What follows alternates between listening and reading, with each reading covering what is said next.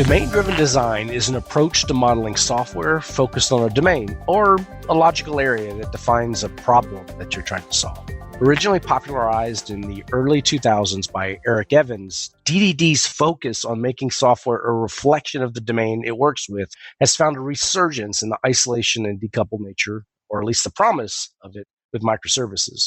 Wardley Maps is a strategic way of visualizing a value chain or business capabilities in a grid characterized by a spectrum towards commodity on one axis and most commonly something like visibility on another axis. It helps you understand and make important strategic decisions, such as like a build versus buy decision. Finally, Team Topologies is an approach to organizing business and technology teams for fast flow. It's a practical kind of step-by-step adaptive model for organizational team design and interaction. When combined, domain-driven design, Wardley Maps, and Team Topologies provides a powerful suite of tools to help you think about a modern software architecture. My name is Wes Reisz. I'm a principal technologist with ThoughtWorks and co-host of the InfoQ podcast. Additionally, I chair the QCon San Francisco software conference happening in October and November this year. Today on the InfoQ podcast, we're talking to Susanne Kaiser. Susanne is an independent tech consultant, software architect, and an ex-startup CTO who has recently been connecting the dots between domain-driven design, Wardley Maps, and Team Topologies. She recently gave a fantastic talk at QCon London, diving into the intersection of the three. So on today's show, we'd like to continue the conversation, talking about domain-driven design, Wardley Maps, and Team Topologies. We'll first recap three, and then we'll dive into some of the success stories and some of the understanding that Susanne has when she's talking to folks about her consulting work. As always, thank you for joining us on your jogs, walks, and commutes. Susanne, thank you for joining us on the podcast. Thank you so much for having me. I'm looking forward to it. Okay, we talked about domain-driven design, Wardley Maps, and Team Topology in the introduction. At least I did like a high-level overview. Anything you want to add to the overview that I kind of gave? No, it was a great overview. So I like to listen to stories that others bring into the table. And because whenever I make the introduction, that it's like, oh yeah, it's so, I don't know, either going too far into details, and then the podcast hosts, they then tend to bring very great summaries. So nothing to add. Great introduction. Great. There's so many things that are in software. What made you decide to bring these three things together to kind of a story? Yes, so for me, the combination of Wardley Mapping, domain-driven design, and Team Topologies evolved naturally over time. But it was at its core driven by system thinking. So Dr. Russell Eckhoff, one of the pioneers of the system thinking movement, he stated that a system is more than the sum of its parts, it's a product of their interaction. So the way parts fit together, that determines the performance of the system, not on how they perform taken separately. So when we are building systems in general, we are faced with the challenges of building the right thing and building the thing right? And building the right thing addresses effectiveness and addresses questions such as how aligned is our solution to the users and business needs? Are we creating value for our customers? Have we understood the problem? And do we share a common understanding? And building the thing right focuses on efficiencies, for example, efficiency of engineering practices. And it's not only crucial to generate value, but also being able to deliver that value, and how fast can we deliver changes, and how fast and easy can we make a change effective and adapt to new circumstances. So the one does not go without the other, but as Dr. Russell Eckhoff pointed out, doing the wrong thing right is not nearly as good as doing the right thing wrong. So by considering the whole and having effectiveness and efficiency in mind to build the right thing right, that we need a kind of like holistic perspective to build adaptive systems. And one approach out of many is combining these three perspectives of business strategy with Wardley Mapping, software architecture and design with domain-driven design, and team organization with Team Topologies. So in order to build and design and evolve adaptive socio-technical systems that are optimized for a fast flow of change. Yeah, absolutely. That really resonates with me, building the right thing and then building the thing right. Those two phrases really resonate with me as a trade-off and understanding what you're doing and how you're thinking about these problems. So where do you start? You have these three things, and you start with like domain-driven design. Where do you start when you kind of apply these three techniques? So it depends on your context. You can start each of the perspectives. What I like to start with is first analyzing the team situation in regards to their team cognitive load and their delivery bottlenecks that they are currently facing. So what kind of problems do they have right now? Are they dealing with high team cognitive load because they have to deal with a big ball of mud when you deal with a legacy system which evolved over the time? Are they organized as functional silo teams where handover is involved? Are these large teams, or do the teams need to communicate and coordinate with each other when they want to implement and deliver changes? So these are kind of questions that I like to address first, like analyzing the current situation of your teams. And then the next step is... Let me ask a question before you go there. Let's talk about cognitive load for a second. How do you get people to understand the cognitive load that they're under? Like, a lot of teams have been operating in a certain way for so long, they don't even realize that their cognitive load is so high that they don't know of any other way. They don't know how to adapt to that. How do you have that conversation and get people to understand that the cognitive load that they're kind of seeing is actually a detriment to flow? Yeah, so there are different aspects that I like to bring into the conversation, for example. So how much time does it need for them to understand a piece of code? How long does it take to onboard new team members? How long does it take to make a change effective and to implement changes? And kind of like also comes to software quality in teams in terms of like testing as well. Are there side effects involved that they could not be easily anticipated? And then also bring it back to a Wardley map itself. So what kind of components they are responsible for. And if we have our Wardley map with the value chain mapped to the y-axis, and where you have your user needs and components that fulfill the user needs directly or facilitating other components in the value chain, and then the evolution axis going from left to right, from Genesis, custom build, product and rental, and commodity. And the more you're on the spectrum of a left spectrum of your Wardley map, then you are dealing with high uncertainty, then also unclear paths to action. And the components that are located on the right spectrum of your Wardley map, there you are dealing with mature, stable components where you have a more clear path to action. And if your teams are responsible for components that are located on the left spectrum of your Wardley map, then there's a potential high cognitive load involved because you need to experiment more, explore more, discover more, and applying then emergent and novel practices instead of best and good practices on the right path. Yeah, that really resonated for me in particular, being able to visualize a value chain onto a Wordly map and then be able to say things on the left, things that are more towards Genesis require more cognitive load to keep in your mind. Things that are more towards that commodity side, right side, are definitely less. That really resonated to me when you said that. So I interrupted you. You said step 2. Okay, so that step 1, kind of playing some things out. What about step 2? It doesn't need to necessarily be step 2, but one of the steps could be creating a Wardley map of your current situation and to look at what is your current landscape you're operating in. What are your users? What are the users' needs? What are the components that fulfill these user needs? And then also to identify the streams of changes in order to optimize for fast flow of change. That requires to know where the most important changes in your system occur, the streams of changes. And there could be different types of stream of changes. And with a Wardley map, this visualized activity-oriented streams of changes reflected or represented by the user needs. So if we look at the user needs, these are then the potential stream of changes that we need to focus on when we want to optimize for fast flow of change. So that is then first identifying then the streams of changes, the user needs, as could be then the next step, and using this Wardley map as a foundation for future discussions, how to evolve then our system.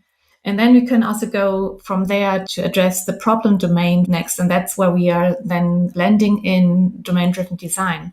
And the users and the user needs of a Wardley map, they are usually representing the anchor of your map, but also constitute the problem domain in regards to domain-driven design. And you can then analyze your problem domain and try to distill your problem domain into smaller parts, the subdomains.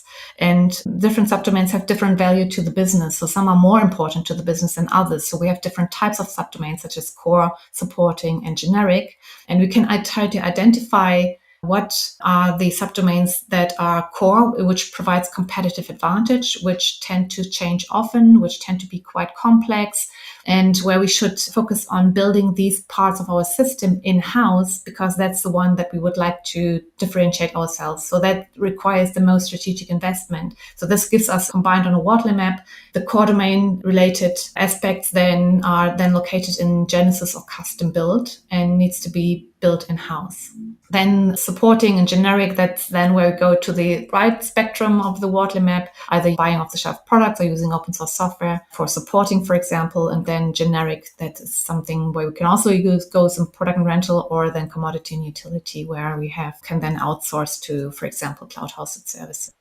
You used some examples as we've talked. Let's try to put this into a journey, like a little example that kind of walks through it. And then as we go through it, I want to ask some questions, things that are about team size, particularly smaller team sizes. When you have a lot of people and large engineering teams, like QCon London had a talk in my track with Twitter that just in the GraphQL API side, they have an enabling team that has 25 engineers just to support the GraphQL side. So they have a huge team just in one particular area of their API surface. But in smaller organizations, you may not have that kind of depth of talent to be able to pull from. So as we kind of walk through this, I want to ask, kind of drawing on some of that experience you had as a CTO startup, how do you deal with different sizes when you don't necessarily have huge teams to be able to handle different areas within the platform?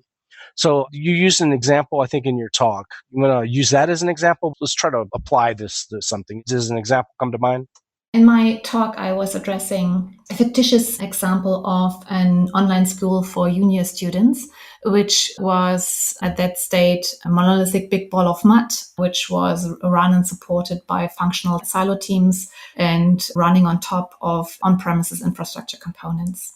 Okay. So do you just take this big ball of mud and put it right in the middle of a Wordly map? How do you start to tease apart this big ball of mud? So I start to map the current state of the online school. This monolithic big ball of mud is, for example, so I start with the users' needs first, right? So the users could be the teachers and the junior students with their user needs of creating course content or evaluating student progress, or the students would like to study courses and requesting and receiving help and also receiving evaluation feedback. So a full slice, but basically a full slice of what the user is trying to accomplish. Exactly what needs do they have and what is necessary to fulfill this user need. And then I start with what is necessary to fulfill the user need directly. So that is at the top of the value chain of the y-axis of our Wardley map. And when I derive the value chain of the current state, where we have a monolith right now, I start with one component, even knowing that it's too large, because that's something that we would like to decompose later on. But at first, I would like to bring this big ball of mud as one component, and then bringing in then the second perspective of domain-driven design, where we split it, decompose it into modular components, where we then solution space of strategic design, and where we decompose it into the bounded context. That was my first question, is about sizing. How do you pick the right size? I mean, when you put this big ball of mud in there, it's going to be too big, right? So you put the big ball of mud in there, and then you move into kind of the domains and start to break out the bounded context between that big ball of mud, so that way you can focus on each individual pieces within it. The Wardley map is kind of like a continuous improvement, right? So you have a continuous conversation about it. So the Wardley map that you have once created will change over the time. So, and you can also say, okay, we know that this is a big ball of mud and it's a too large component. You can define it as your scope. Usually when you create a Wardley map, you also define the scope of your Wardley map, what is included, what is excluded, for example. And you can also say, at this point, we are putting in the monolith as one component. We are going to decompose it in a different Wardley map, or we just replace it. So if there's one heuristic is if one component is too large to be handled by a small cross-functional team, that is an indicator that your component is too large. So if we have this monolithic online school component as one component, it's an indicator that it's too large. So we need to address it then coming to after we know what is our problem domain, what kind of problems we would like to solve, the user needs, we need to then identify where we do high-level design decisions and moving to the solution space of strategic design and decompose our big ball of mud into modular components. And there we can blend in other techniques from domain-driven design, such as event storming, domain storytelling, user story mapping, example mapping, and so on, to have a conversation about what is behavior that shall sit together, where we have a boundary around the domain model reflecting business rules of a specific area of your system, and where bounded context forms a boundary and could also be then later on be suitable team boundaries when we come to team topologies, where we blend in the next perspective, making team decisions then. How does it change when maybe you're just focused on like an API, building an API, and you don't have control of, say, the front end or something along those lines? Does it change? Do you think about it any different when there's like this team abstraction that handles the UI and then you're kind of only working at the API surface and below? How do you think about that kind of problem? In an ideal situation, there's end-to-end responsibility for the streamline teams, including the user interface, including the front end, because what we would like to avoid is handover. And when we have front-end teams and back-end teams, there's definitely a handover involved when we want to make a change effective that is then distributed to the client, that the client can use through the user interface. So Team Topologies aims to establish cross-functional teams, and that means also that the streamline teams, they need to have at least that much of skills for creating the user interface and also having user experience, UX focus as well involved. And they could get support by enabling teams, helping them to, for example, they could provide a style guide that can help the streamline teams to not to reinvent the UI wheel every time they introduce a new dialogue in their user interface. So there are some standards that enabling teams can provide, for example, and help them also to acquire missing capabilities in that regard. But they are only there not permanently be available, but instead every other team type from Team Topologies try to make the streamline team self-sufficient so that they can focus on their steady flow of feature deliveries, flow of changes autonomously, and then request some help in specific circumstances.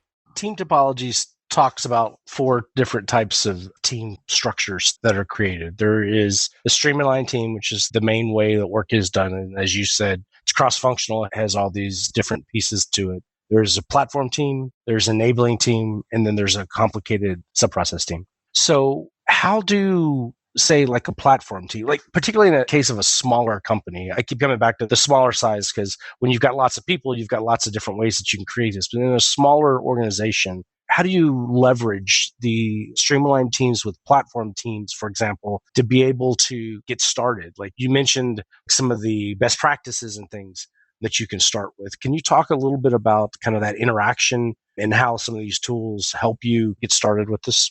So first of all, if you have a really small organization, you can still apply it, but you don't have to have a dedicated platform team from the very first beginning, because maybe you only have 2 streamline teams, right?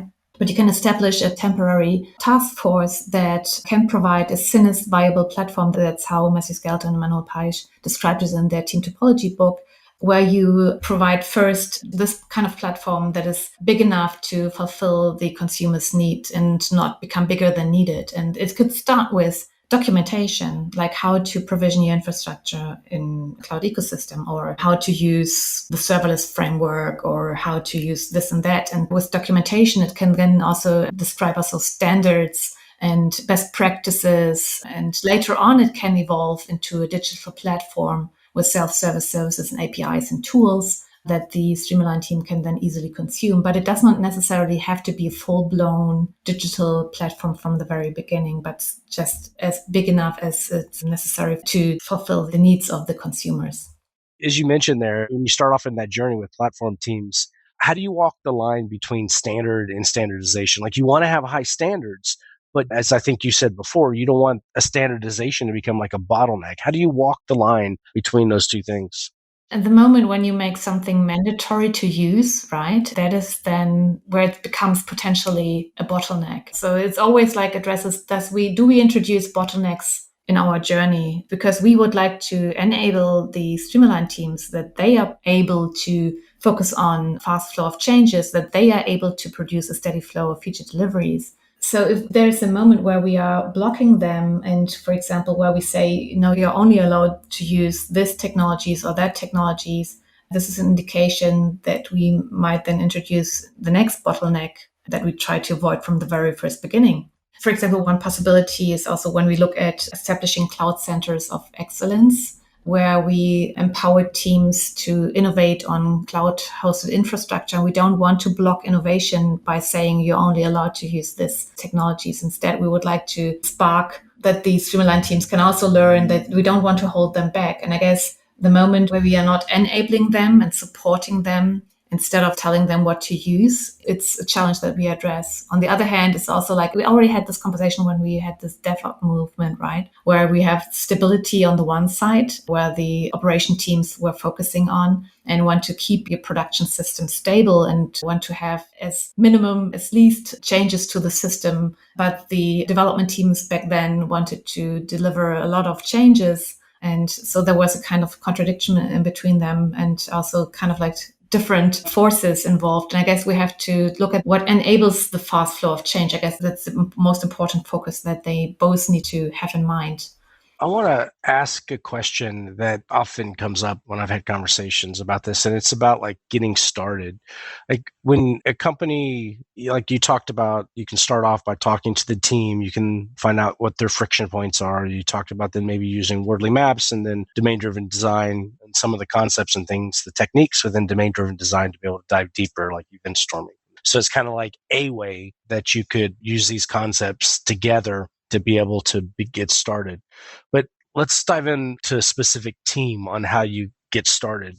If there's a company that sees this and they know that they can re-architect this big ball of mud using these strategies that you've talked about and use kind of like the reverse Conway maneuver to be able to enable fast flow of change and all these wonderful things that you talk about. But how do you get started? Do you just like come in Monday morning and say, all right, we're breaking up into 3 teams. We've got a platform team. We've got 2 enabling teams and go. I mean, do you start with one team and gain some one like Uber team, knowing full well that team, it's the team that's going to live, but not the people on the team? How do you talk to people about day 1 and day 2 and then day 3 when it comes to these strategies? First of all, make it transparent, make the change transparent and communicate it along the organization, because I guess the most fear that people have is about change, that they get laid off. So whenever there's a reorganization in place, because if we are transforming to team topologies, team types and their interaction modes, there will be reteaming involved. And first of all, like to make it transparent to the entire organization,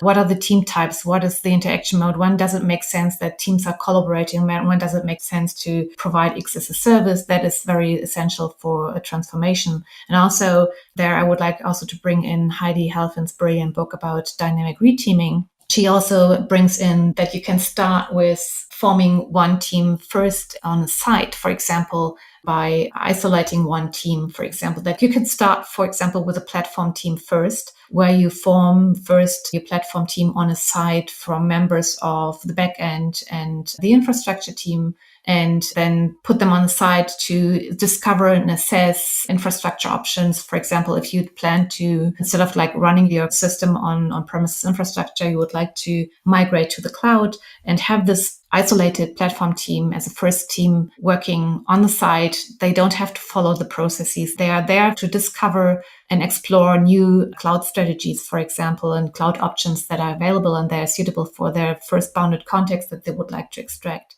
It can then form next the first streamlined teams collaborating closely together with the platform team that has been built, formed first, and assessing potential cloud options for the bounded context that the streamlined team is responsible for. And who will be member of which teams is also another question, right? So Heidi Halfin described different levels. Who decides who will be member of what team? It could be from the top down, from management. It could also be a self-selecting process as well, where you let your members of your current teams decide in what team they would like to become member of.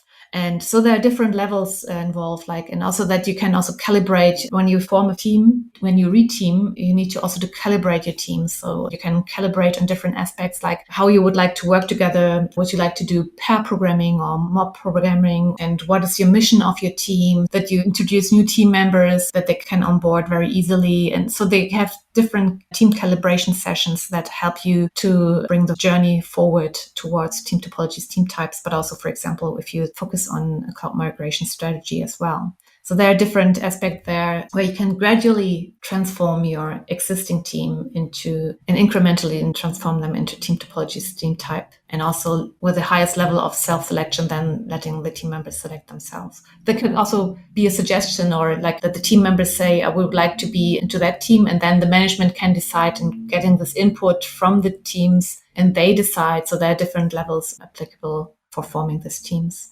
So I have one more question in this kind of space. What about a company that uses like contractors, like brings in contractors to deliver units into the value chain? How do you integrate that type of work when you don't have a streamlined team that has complete code ownership of everything that they're actually delivering? How do you deal with it?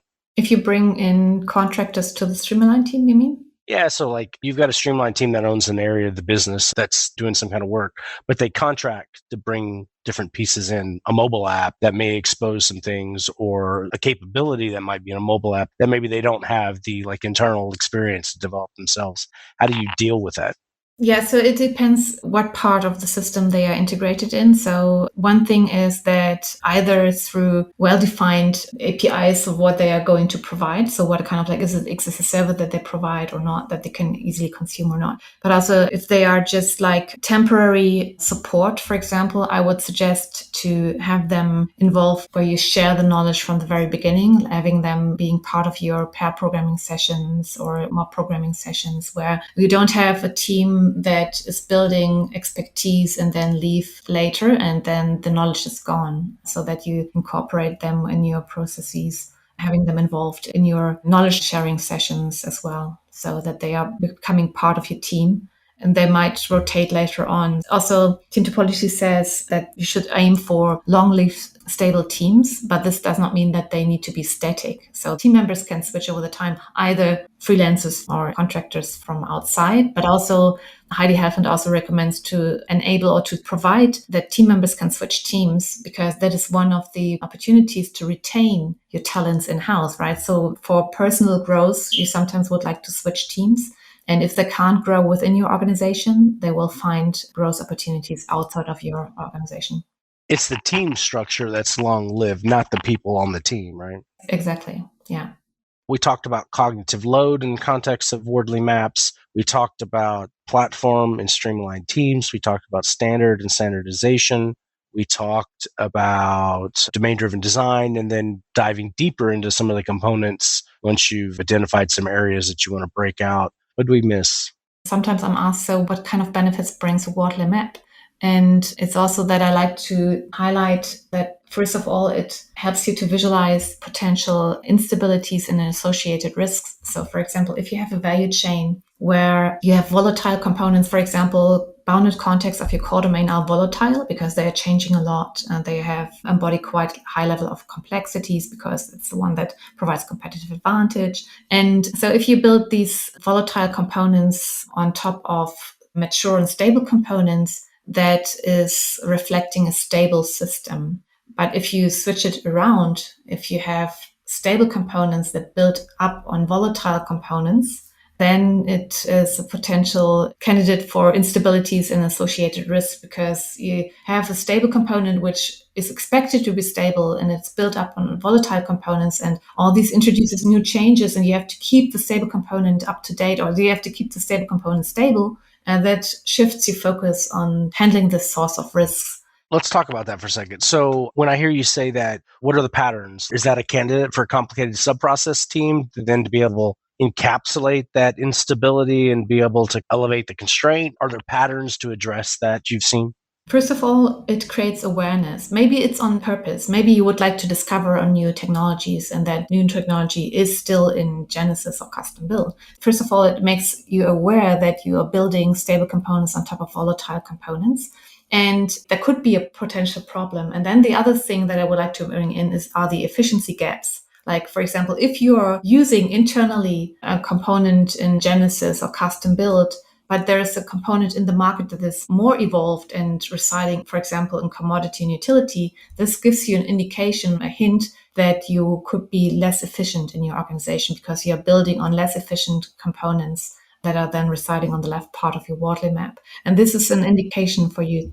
I want to dive into that just a little bit more. Sometimes a component might be very unstable, but it might be more towards commodity. Like you might have a bunch of network partitions or something on top of something. So I guess I'm curious, when you talk about from Genesis to commodity, It's not just genesis to commodity. It's like a whole spectrum of things to consider on that left to right, right? So how do you talk to people about understanding that, yeah, this might be a mature service, but because you have all these network partitions that are there, it actually is further left on the Wardley map. How do you talk to people about that? It's more about the characteristics and general properties of the components of your Wardley map. So also it depends on the market perception and the user perception and so on. So if you have cloud services, you expect it to be stable. And if there is a failure occurring, you are extremely surprised that this failure happens. But if you have a brand new product in the market, you expect failures, or you can deal with it easier than with a very stable component. Like, for example, power when you're coming out of the outlet. If there's no power available, you will definitely be surprised. But if you have a brand new product that you, supporting or something like that, that you're kind of expecting that there might be some failures. It doesn't have to be. So there are different characteristics and different properties. Simon Wardley has created this evolution cheat sheet to determine the stage of evolution per component.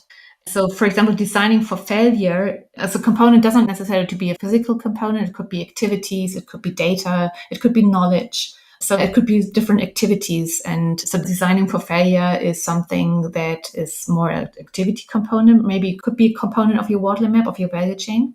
And if you can apply best practices, then it's something that goes more onto the right spectrum on some commodity.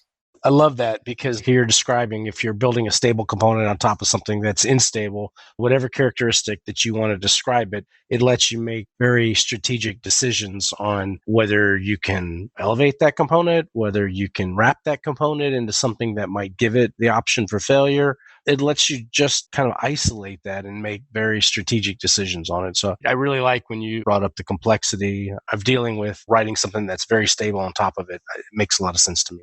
And that also brings us to the context map of domain-driven design, right? Where we have context map patterns describing the dependencies between bounded context, visualizing or making aware the change coupling between bounded contexts, right? And if you have a bounded context that is more like a supporting subdomain integrating with a core domain related bounded context, and there's in context map pattern between those, maybe a partnership or something like that, that gives you also bringing in context maps with the distribution of your bounded context on the evolution stages, gives you an indication whether you have introduced tight change coupling between those systems.